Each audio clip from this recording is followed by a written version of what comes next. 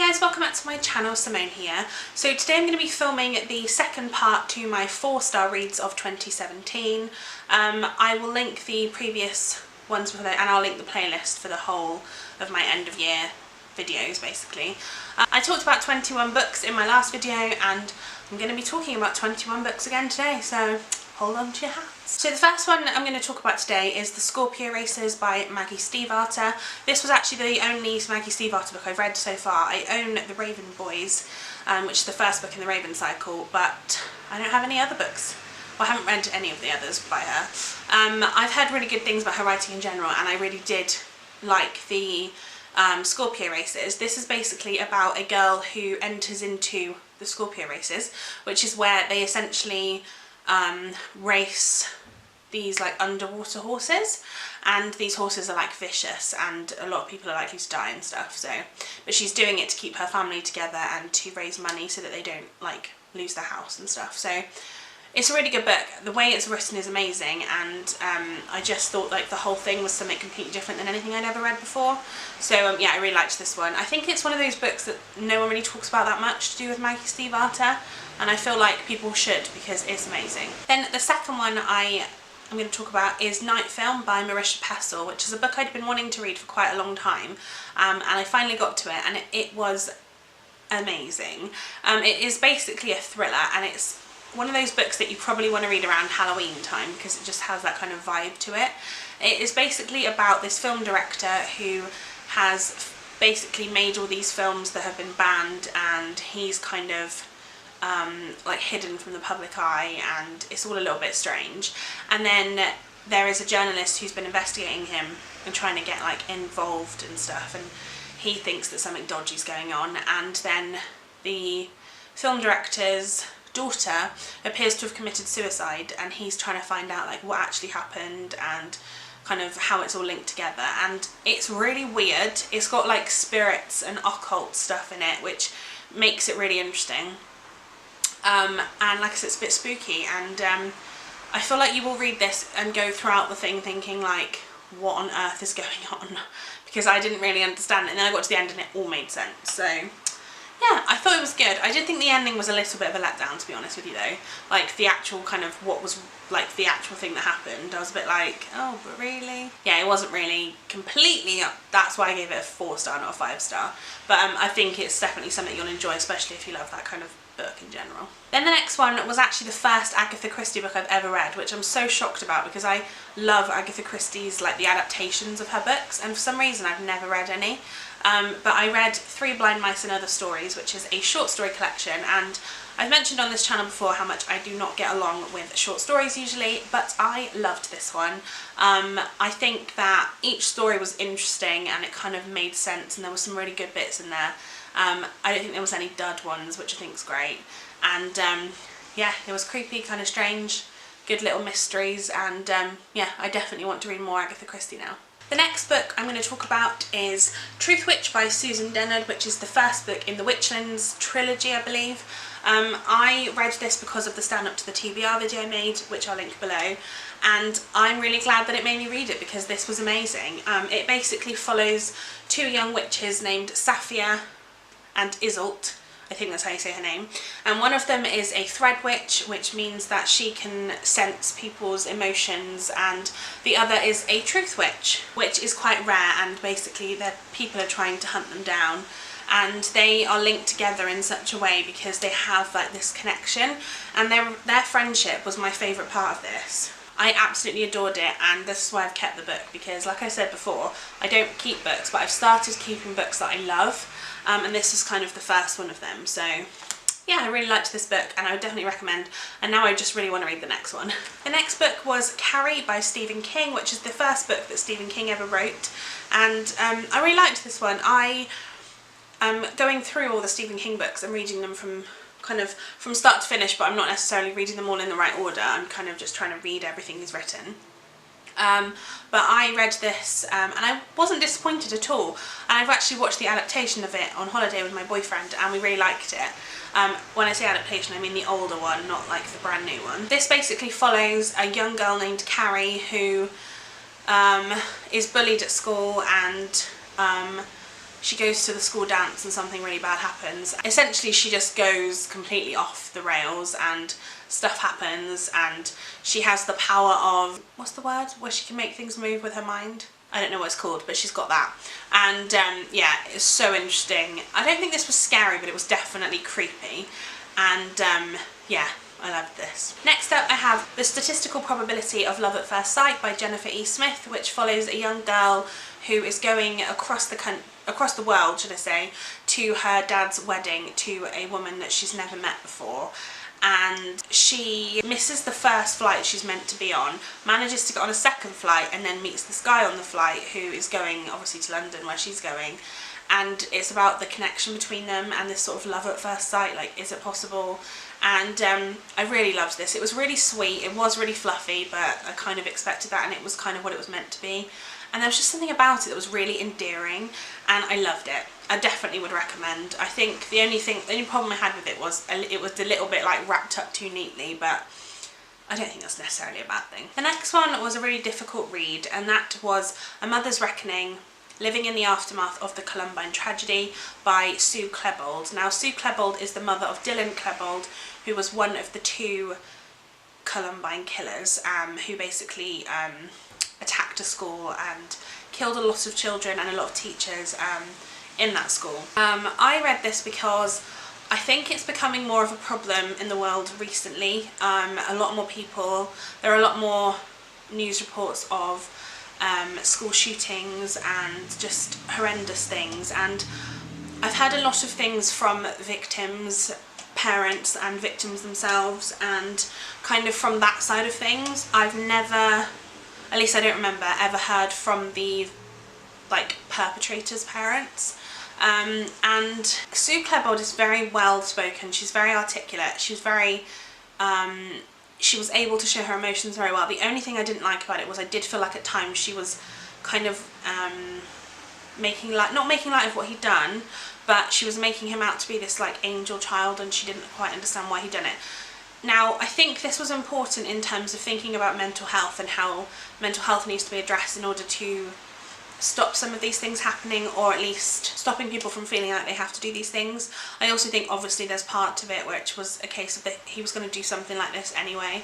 I think it was interesting to kind of know that he came from a fairly normal background. There wasn't anything that was too like traumatic in his actual day-to-day, and it's interesting to know that it's not so, like, it's not how we're fed with like, oh, it's somebody who is like has a certain type of family or a certain type of relationship with people that commit these crimes. Like, it can be anybody, and I think it was interesting from that side of things.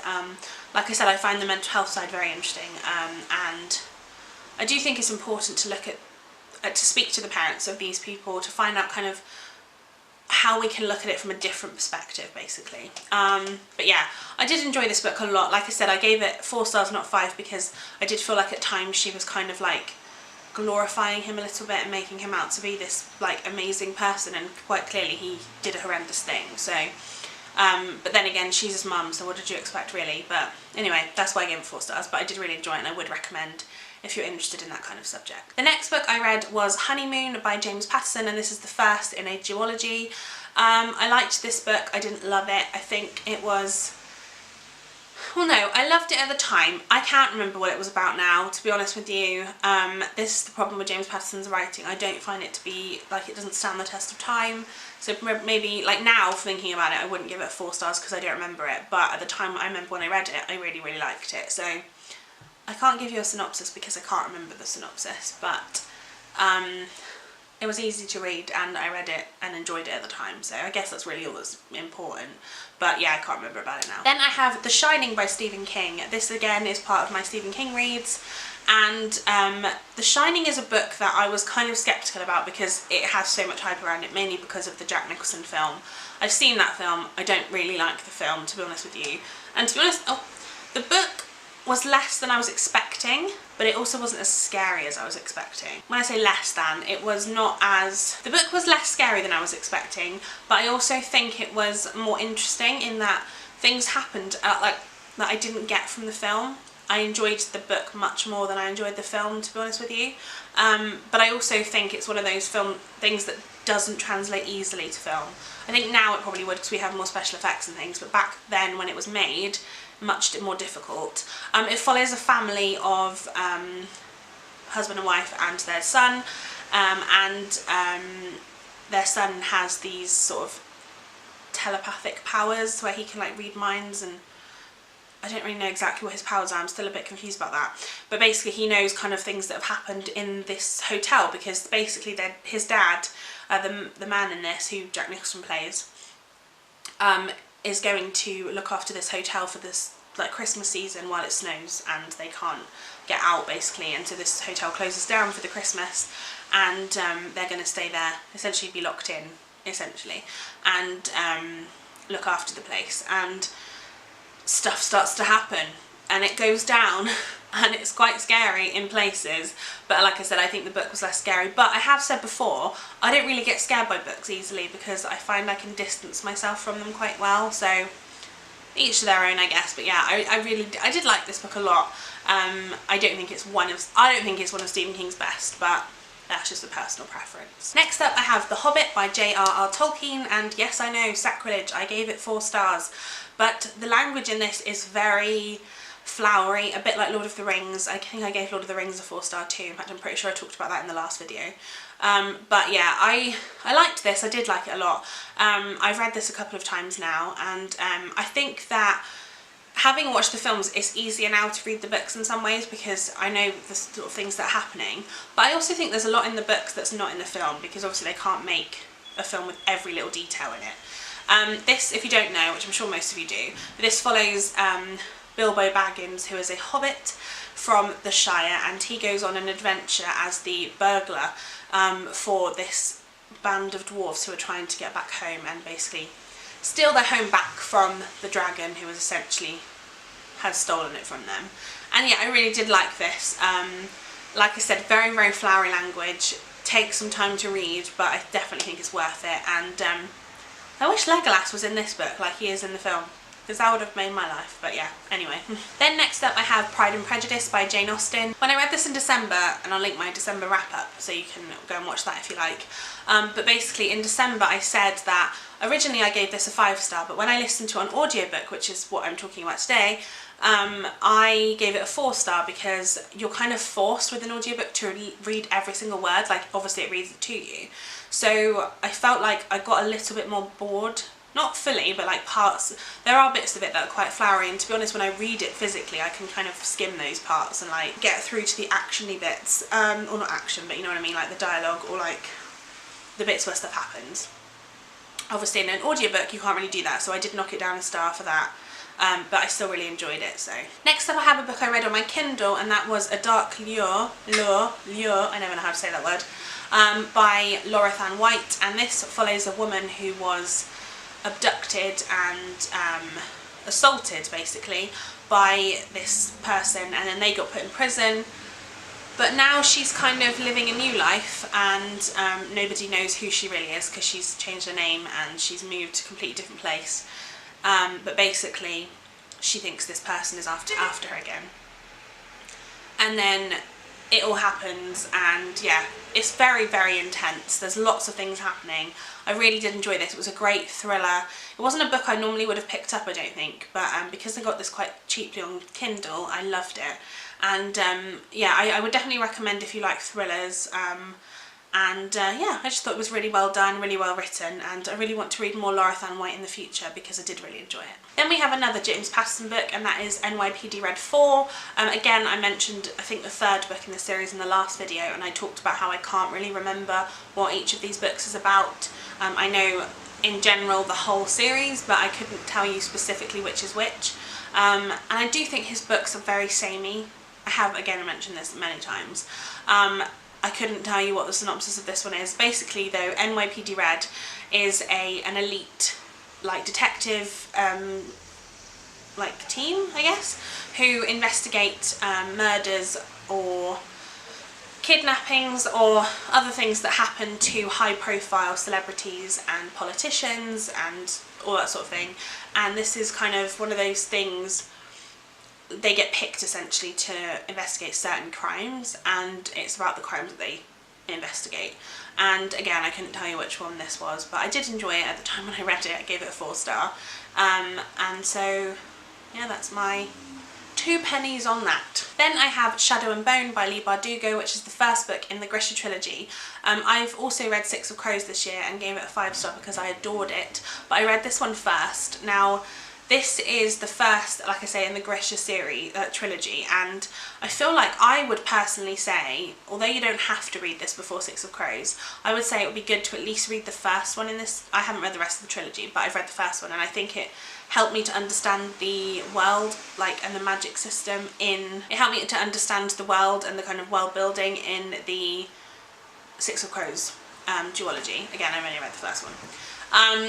But this basically follows a girl who finds out that she's not Grisha, but then she finds out she's got these powers, and she's taken to this place and meets the Darkling, and she's kind of trained to use her powers, I suppose. And I really liked this one. I really want to continue the series. I don't think it's as good as Six of Crows, but then again, it was written before that, and I feel like the more an author is in the world, the better their writing will be. So I feel like the Six of Crows duology she wrote after, and she'd had the whole of the Grisha trilogy to completely understand where she was in the world with it. So I would have expected it to be better anyway. But I did really enjoy it, and I would definitely say read it. I would say read it before you read Six of Crows. That's my personal preference, how I would do it. If I could sort of do it again, I would read the whole trilogy. So yeah, that's how I would say. Next up, I have Passenger by Alexandra Bracken, which is another book that I read because of the stand-up to the TBR challenge thing that I'm doing. And this one follows time travel, and it's about a girl who goes back in time to try to find something for this man who essentially makes her go back in time, and she then has to learn what's going on, who she's actually working for, who she is, because she doesn't remember any of this, and she didn't know anything about time travel, or that her parents, like her mum, was involved in it. And it's about her trying to like make up for lost time kind of thing. And I loved this. I don't normally read books that are time travel just because I don't find them to be that interesting sometimes, and they kind of jump all over the place and I get a bit confused. But this one was perfectly done. I do think that the romance in it was a little bit weird, so maybe I would change that if I could change anything. But I did really like it, and I would definitely say I want to read the rest in the series. I think there's another one. Is it Wayfarer? I definitely want to read that one. So let's be honest, I'm rubbish at getting to the more books in the series, but I would like definitely to get to that one at some point. And then I have Daughter of Smoke and Bone by Laini Taylor, which is the first book in the Daughter of Smoke and Bone trilogy. Again, this is a really difficult one to sum up, but I don't even know how I would try to. It basically follows a girl who is trying to, she works for a man who collects teeth from like different creatures, and he collects them as payment. But I can't remember, like, such a hard book to explain what it's about. I feel like you just really need to go into this blind and like just read it. I think Laini Taylor's writing is beautiful, and she really got the like story across in such a wonderful way, but she also kind of made you feel for all the characters, and it was fantastic, absolutely fantastic. I loved this. I think that I will continue with the series, definitely. I just don't know how you can top the first one. So I'm interested to find out how she does that. I also really want to read, what's the next one? What's the other book she's just written? Strange the Dreamer? Is that it? I really want to read that one too, so hopefully I can get to that at some point. Yeah, I love Laini Taylor's writing, and I feel like I'm going to read everything she writes now. Next up is another Stephen King book, and that is Salem's Lot. And again, this is in my Stephen King's reads. This is kind of Stephen King's answer to a vampire novel, and I thought this was really well done. It basically follows these two vampires that have moved into this old house, and the main character in this is actually a writer, which I find in most of Stephen King's books I think has a writer in it. It follows this man who, he used to live in this town, Jerusalem, or Salem's Lot, Jerusalem's Lot should I say, or Salem's Lot, and he used to live there, and there was this old house where he once saw a body of a man who had hung himself. And he then moves back into this village or this town. He comes back because he's writing a book about it. And then he realises that people have moved into this house, this creepy old house that nobody pretty much went near.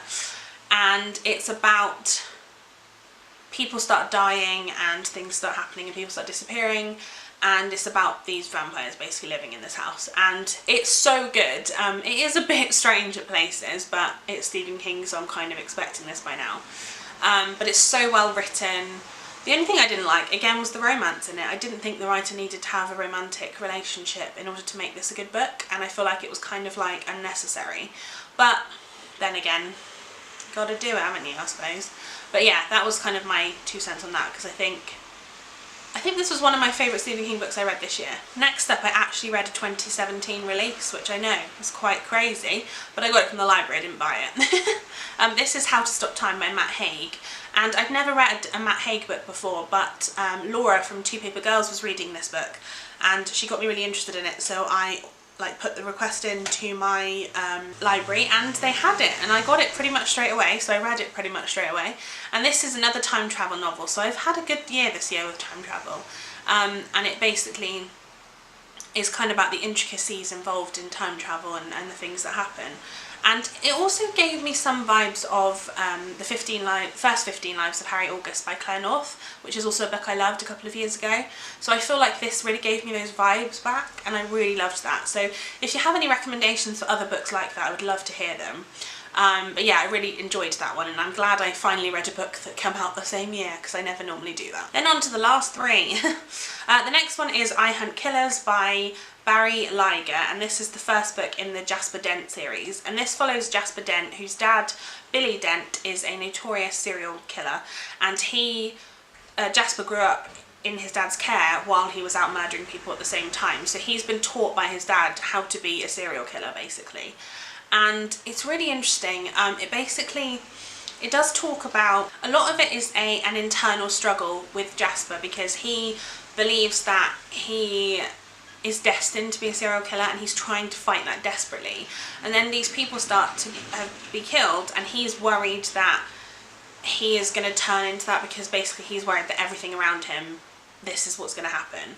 And I just think this was really good. The only thing that let this down for me was, I was like, at the end, I was kind of like expecting it to tell you who did it, like who did the murders. That was kind of the whole story throughout, and it never did.